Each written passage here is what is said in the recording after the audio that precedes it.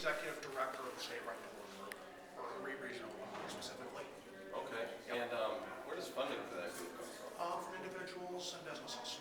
Okay. Well, I've noticed you had the excellent Granite State tie. Are you originally from New Hampshire? I went to college here in the state, have overall stayed here since college. Oh, okay. Yeah, that's pretty good then. So you're a resident. Yeah. So ran for state rep. what do you think are the benefits of right to work? Oh, I think the benefits that, first there's the moral benefit, which is that, no worker should be forced to join a union or pay union dues to keep a job.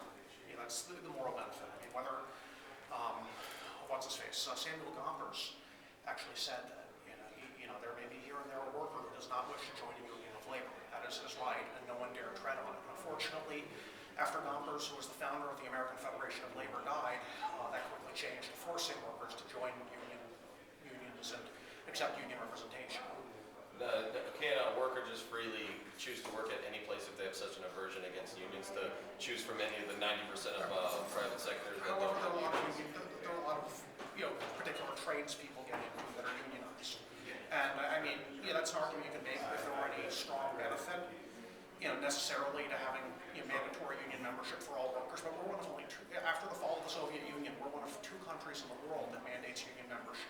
What's called monopoly bargaining, that is, the union represents all the workers in a given place. Most of Europe doesn't do that. You have a choice in a number of unions, and it works out. Wouldn't you characterize a union-free workshop as also monopoly bargaining, considering that the workers wouldn't have any bargaining, so the monopoly position would be in the hands of the employer?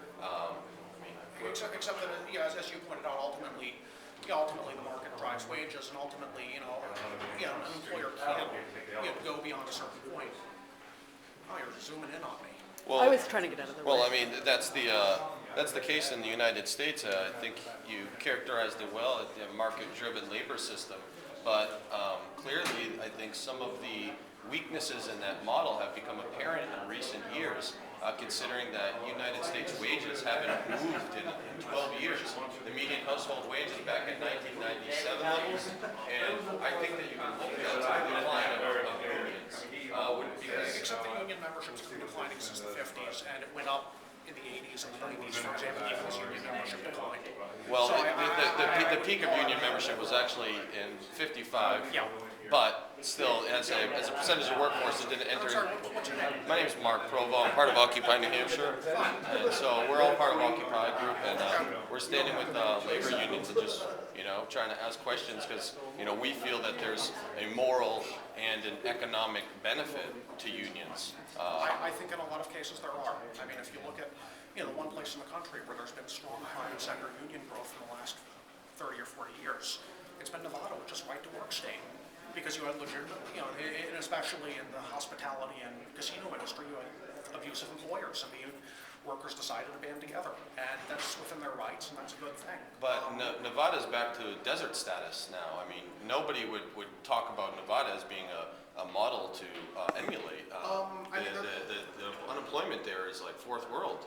That entire way of Florida, all the states that have embraced the right to work. Actually, right to work states as a group have lower unemployment than non-right to work states. As a group, that is true. What studies that? That's just the U.S. Department of Labor, like their monthly unemployment rate. If you combine the average by population, right to work states versus non-right to work states, right to work states do better for unemployment. And what about the wages that the workers get paid? There's clear correlation between right to work states and low wages. Okay, if you want to see where the income growth is, and if you want to see, and also if you adjust for cost of living, right to work states do better. Actually, I think there's a study I saw recently that 6 out of the top 10. No, that was something separate.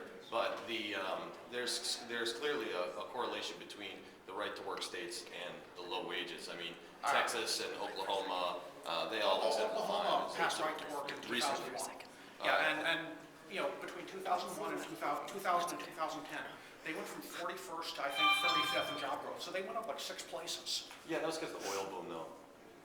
Nah, I lived there. You can't always blame everything. So what, are you not from New Hampshire? No, I'm from New Hampshire. Born and raised, but I spent 10 years out of the state. Yeah. But, I've never been part of a union. My parents have never been part of a union, never been paid by a union. I'm an economic journalist, and I basically, like I said before, not only is it a moral economic benefit, but I mean, there's also political benefit because when, the power of corporations is unhindered, and not countervailed. There's no countervailing power to the power of concentrated business, then they have free reign. So like the decline of unions in this country in the last 30 years has resulted in a economic and political concentration of power among the top 1%.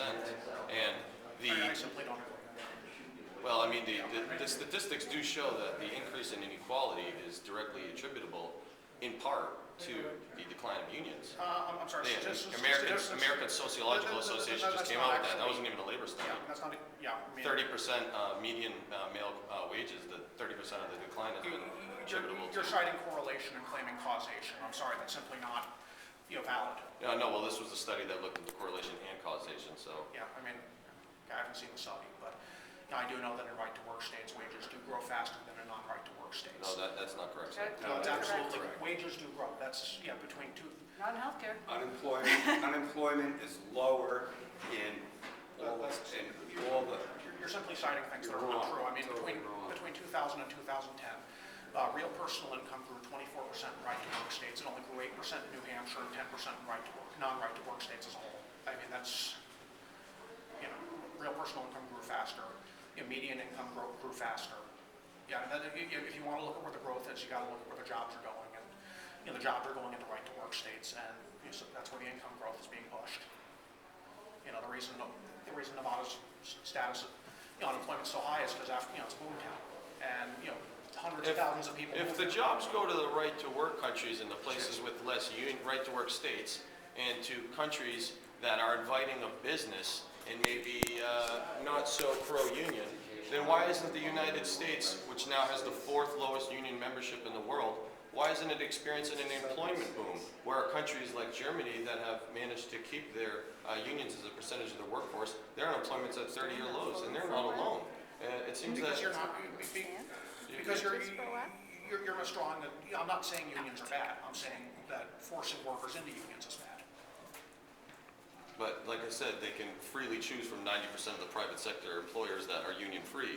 So clearly no one's forcing anybody to. Industry. And If you want to be a public school teacher, for example, there are very few private school teachers. I mean, shouldn't we ask the people that are paying the people that are in the unions My mother themselves worked if they for the feel that they're teachers' union coerced? all of her career, and she was in favor of it. In favor. And my father didn't work for a union, and they did just fine. So she believed in the union for years. Well, I mean, if you believe in one, you should be able to join one. And that's what we think. Yep. I just think, freedom to join means freedom not to join, support, or accept representation from. I mean, freedom to join a union is meaningless unless you have a meaningful freedom not to join. Now, do you work for or in coordination at all with the American Legislative Exchange Council? I've exchanged I've had phone conversations with people from them. How frequently? I think 2 in the 6 years I've had this job. Okay, thank you. Not very often. All right, Have a great thanks. day. What's Thanks, your name? Mark. Mark, good to see you. Yeah, thank you. Have a great day. Yep.